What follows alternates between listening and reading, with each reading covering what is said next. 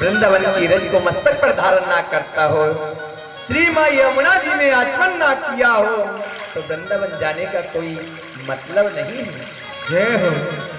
इसलिए कभी भी वृंदावन जाने का परम सौभाग्य प्राप्त होता है तो वहां पर भगवान का दर्शन तो प्राप्त करना ही है, लेकिन यमुना जी में जाकर के आचमन करो, बाकी रज को मस्तक पर धारण करो। जिस रज पर भगवान रास रचाए करते थे, अनेक लीलाएं की है भगवान ने ब्रज क्षेत्र के अंदर। भगवान ने पृथ्वी माता को श्रीधाम वृंदावन का दर्शन कराया और मां पृथ्वी का अभिमान नष्ट किया। अब ध्यान रखना, यहीं से श्रीमद् भागवत में हम अवगाहन कर रहे हैं। ब्रह्मा जी के एक पुत्र और हुए जिनका नाम है कर्दम। क्या नाम है? कर्दम। कर्दम किसे कहते हैं? जो अपनी इंद्रियों को वशीभूत बना ले, इंद्रियों को नष्ट कर दे, वो कर्दम। हमारे जीवन के 5 शत्रु होते हैं ना, काम क्रोध मद लोभ मोह नाथ नरक के पंथ। और जो इन 5 शत्रुओं पर विजय प्राप्त कर लेता है वो है कर्दम।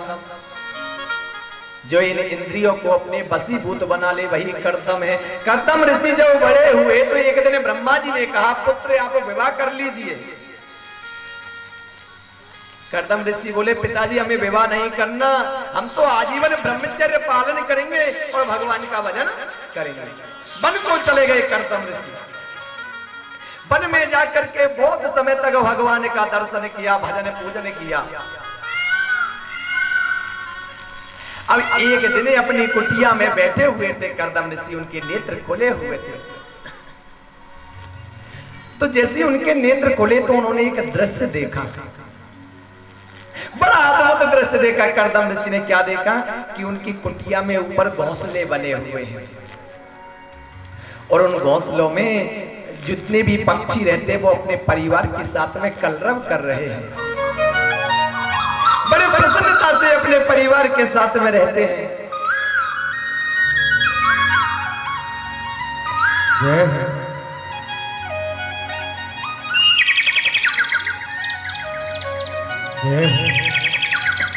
अपने परिवार के साथ में प्रसन्नता पूर्वक वो पक्षी रहते हैं। तो कर्दम ऋषि के मन में काम भावना जागृत हो गई। मन में सोचने लगे, देखो ये पक्षी भी अपने परिवार के साथ में रहते हैं, एक हम हैं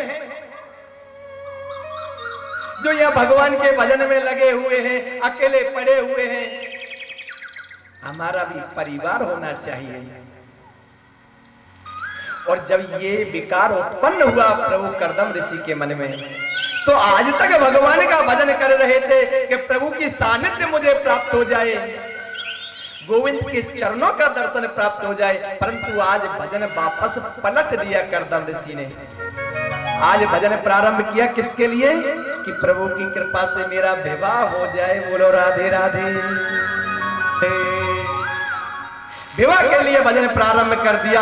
और जब मेरे ठाकुर जी ने उसको श्रवण किया तो मेरे गोविंद मुस्कुराने लगे। देखो ये बुढ़ऊ महाराज को बुढ़ापे में विवाह की चिंता हो रही है, लेकिन कभी कभी मेरे ठाकुर जी परिहास भी बहुत अच्छा कर लेते हैं। गोविंद ने जरा मात्र देर किए बिना और कर्दम ऋषि के सामने उपस्थित हो गए। ठाकुर जी कर्दम ऋषि से कहा, कर्दम ऋषि नेत्रों को खोलिए, देखो मैं आ गया। अब जैसे कर्दम ऋषि ने नेत्र खोले तो सामने मेरे गोविंद खड़े हुए हैं। प्रणाम किया, परंतु कर्दम ऋषि लज्जित हो रहे हैं। मन में भाव आ रहा है कि ठाकुर जी से कैसे कहें कि हमारा विवाह करा दो। और भगवान की झांकी को देखने के बाद तो ये विकार भी नष्ट हो गया कर्दम ऋषि का कि विवाह हो जाए। परंतु मेरे गोविंद लीला करने लगे। बोले, मुनि मांगिए, क्या मांगते हो? तो कर्दम ऋषि ने कहा, बोले प्रभु अब कुछ नहीं मांगना, बस आपका धाम मुझे प्राप्त हो जाए। ठाकुर जी कहने लगे, धाम तो अवश्य प्राप्त होगा, लेकिन कोई और कामना मांग लो। बोले प्रभु अब कोई कामना नहीं है मन के अंदर। तो मेरे गोविंद ने कहा तो हमारी बात तो रखनी आपको पड़ेगी। बोले क्या बात? बोले एक मनु महाराज है जिनका नाम है स्वयंभू मनु, और स्वयंभू मनु महाराज के 3 पुत्रियां हैं, आकृति, देवहूति और प्रसूति। 2 पुत्र हैं, प्रियव्रत और उत्तानपाद। महाराज उनकी बीच वाली जो पुत्री है ना देवहूति, मैं उनके साथ में आपका रिश्ता फिक्स करके आया हूं, आपको मेरी लाज रखनी पड़ेगी। अब तो महाराज और लज्जित होने लगे करदम ऋषि। ठाकुर जी को तो सब कुछ पता है कि मैंने किसके कारण ये जप किया है, भजन किया है। बोले गोविंद मुझे क्षमा करना, मेरे मन में ये विकार उत्पन्न हो गया था, लेकिन यदि आप कहते हो विवाह के लिए मैं विवाह अवश्य करूंगा, परंतु आपको मेरी एक शर्त माननी पड़ेगी। बोले क्या शर्त है? बोले गोविंद मैं विवाह तो करूंगा, लेकिन मेरे घर में पुत्र बन करके आपको ही आना पड़ेगा। जय हो। ठाकुर जी ने कहा बोले ठीक है। मेरे गोविंद बैकुंठ को चले गए, उधर मैया देवहूति के साथ में और करदम ऋषि का पानी ग्रहण संस्कार हो गया। लेकिन ठाकुर जी की कृपा को कोई नहीं जानता कब कृपा बरस जाए वो गोविंद की। करदम ऋषि के पुत्र तो एक भी नहीं हुआ, और अब बेटियां होने लगी, और एक एक करके 9 बेटियों ने जन्म लिया करदम ऋषि के घर में। पुत्र नहीं हुआ है अभी तक, और वो जितनी भी कन्या है एक से एक बढ़कर है। माने कला, अनुसुईया, अरुंधति सब बड़ी बड़ी ऋषियों को लिए ब्याई गई है कन्या।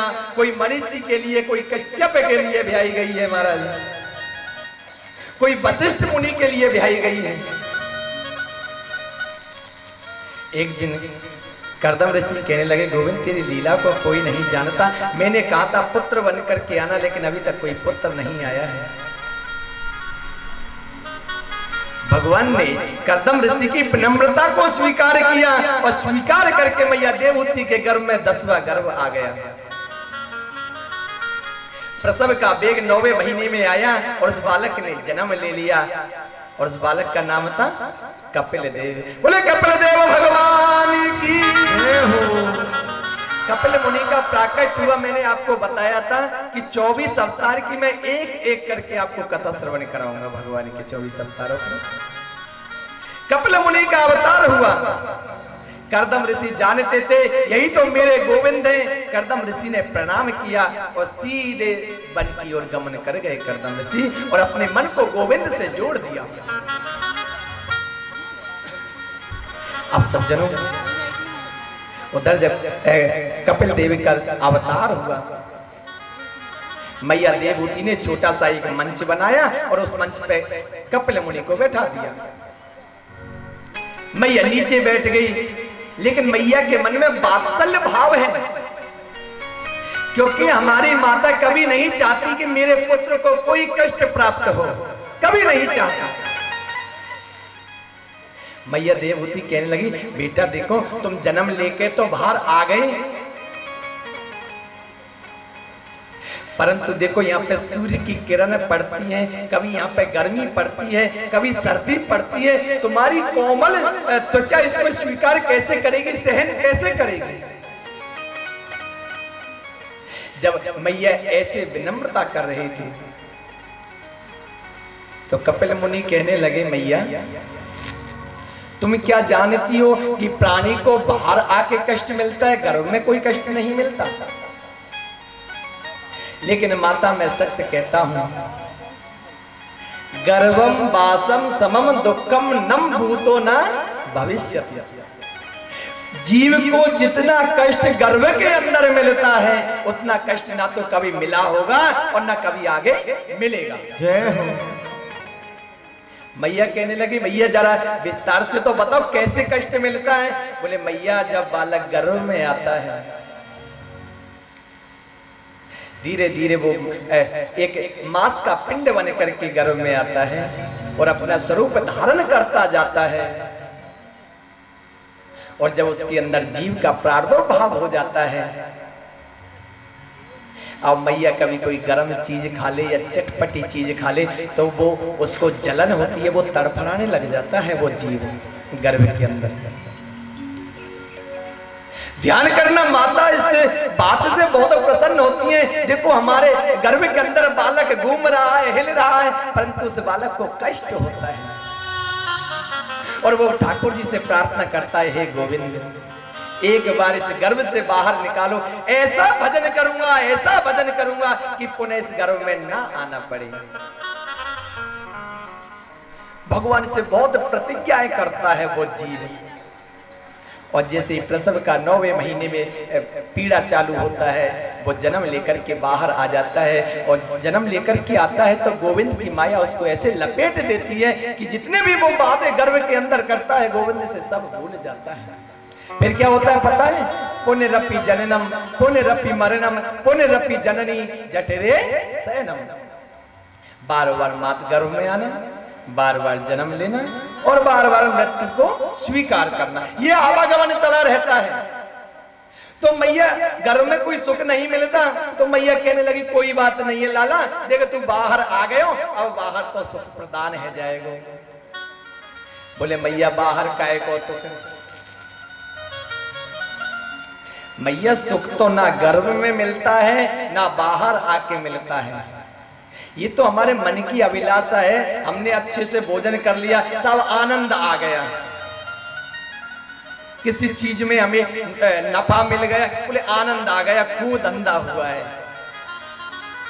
सुख नहीं मिलता, केवल अपने मानसिक वचनों को आप केंद्र कर सकते हो, परंतु ये नहीं कि सुख की अभिलाषा कभी पूर्ण हो जाए, कभी पूर्ण नहीं होती।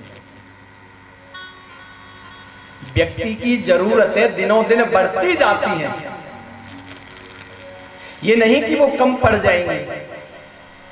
आज एक अपेक्षा है, कल दूसरी अपेक्षा प्रारंभ हो जाएगी।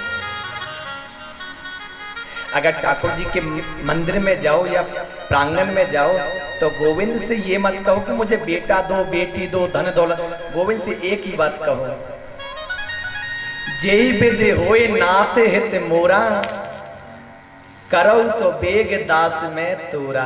हे ठाकुर जी, जिसमें मेरा हित हो वो आप मेरे लिए करो, मेरी बात को स्वीकार मत करो। आप तो जिसमें मेरा हित है भाई गोविंद मेरे लिए करो, क्योंकि यहाँ पे कोई सुखी थोड़ी है। दीन कहे धन बाने सुखी, धन बाने कहे सुखी राजा को भारी, राजा कहे महाराजा सुखी, महाराजा कहे सुख इंद्र को भारी,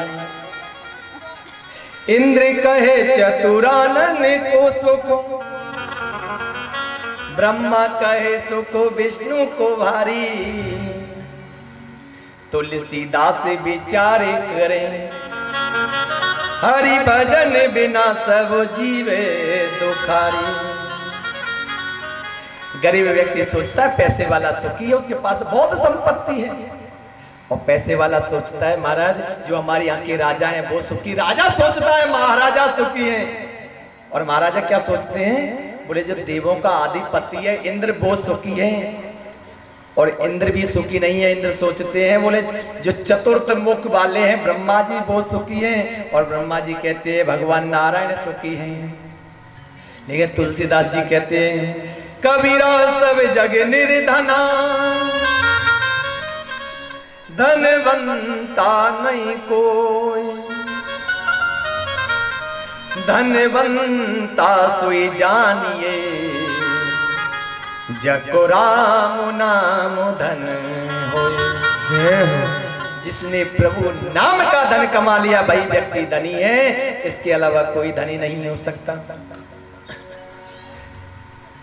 तो परीक्षित जी कहते हैं गुरुदेव ये बताओ वो राम नाम का, कृष्ण नाम का धन कमाए कैसे? बोले भैया एक दूसरे में भगवान देख करके प्रणाम करो, क्योंकि सभी ठाकुर जी ने ही तो बना के भेजे, उसी के तो अंश है। ईश्वर अंश जीव अविनाशी, चेतन अमल सहज सुख राशि। जो चैतन्य है वो मेरे गोविंद का ही अंश है। एक संत हुए थे जिनका नाम था एकनाथ। एक बार एकनाथ महाराज ने और गंगोत्री से अपने कमंडल में जल लिया। मन में सोचा इसको ले जाकर के भगवान रामेश्वरम पर चढ़ाऊंगा। चल दिए महाराज, पैदल चलते जा रहे हैं, न जाने कितना समय व्यतीत हो गया। एक दिन मन में विचार आया, बोले अब तो भगवान रामेश्वरम बहुत निकट आ गए, शाम तक पहुंच जाऊंगा।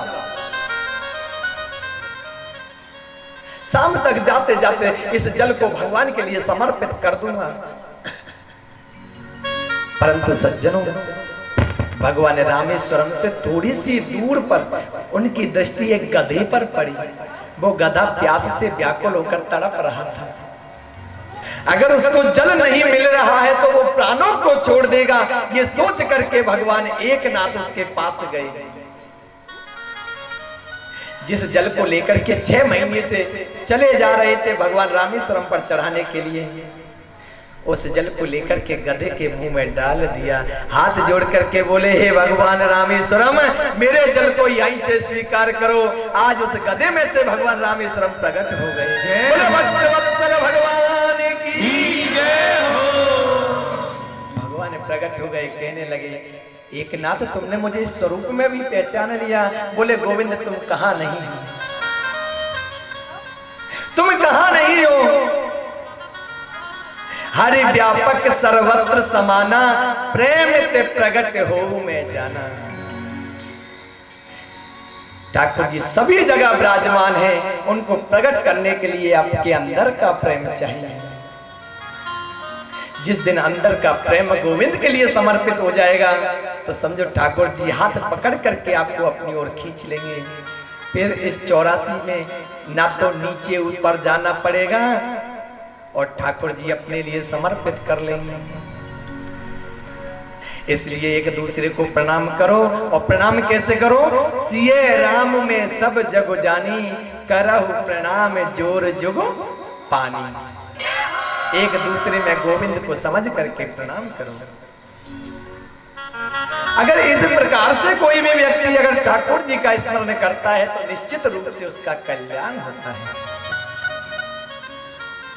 जब ये उपदेश किया कपिल देव जी ने अपनी माता देवहूति के लिए, आज मैया देवहूति का जो शरीर है ना, वो जल बन गया और जल बन करके एक नदी में परिवर्तित हो गया, जिस नदी का नाम है सिद्धदा नदी। शास्त्र कहता है कि सबसे उत्तम गति वो होती है जो शरीर जल बन जाए, पिघल जाए, वो सबसे उत्तम गति है जीव की। कपिल मुनि ने आचमन किया और आचमन करके सीधे गंगा सागर क्षेत्र को चले गए और भगवान का भजन करने लगे। इधर आकृति का विवाह रुचि प्रजापति के साथ हुआ और इन्हीं के यहाँ पर भगवान यज्ञ नारायण का प्रादुर्भाव हुआ। बोले यज्ञ नारायण भगवान की जय हो। और जो सबसे छोटी पुत्री है जिसका नाम है प्रसूति, प्रसूति का विवाह हुआ राजा दक्ष प्रजापति के साथ और इन्हीं के यहाँ पर मैया सती का प्राकट हुआ और वही मैया सती मेरे गोविंद भोलेनाथ की अर्धांगिनी बनी। एक दिन की बात है, भोलेनाथ और मैया सती दोनों कैलाश पर्वत पर बैठे हुए थे। जब कैलाश पर्वत पर दोनों बैठे हुए थे तो मैया सती की दृष्टि पड़ी कि अनेक अनेक विमान सज धज के ऊपर होके जा रहे हैं। मैया सती ने जब ये देखा, किन्नर नाग सिद्ध गंधर्वा बंधुन समेत चले सुर सर्वा, सारे के सारे किन्नर हैं, देवता हैं, अपने अपने परिवार के साथ में अपने अपने विमानों में आरूढ़ होकर के जा रहे हैं। तो मैया ने भोलेनाथ से कहा, पूछो तब से कयो बखानी, हे भोलेनाथ ये सब कहां जा रहे हैं? ये सुंदर सुंदर विमानों में आरूढ़ होकर के कहां जा रहे हैं? तो भोलेनाथ ने भी कह दिया, पिता यज्ञ सुने कछु हरसानी, तुम्हारे पिताजी के यहाँ पर एक यज्ञ किया जा रहा है देवी, और ये सभी देवता उसमें जा रहे हैं। मेरे पिताजी के सती मैया बड़ी प्रसन्न हुई, बोले तब तो हमें भी वहां पे चलना चाहिए। भोलेनाथ ने कहा, देखो देवी, शास्त्र में स्पष्ट रूप से लिखा हुआ है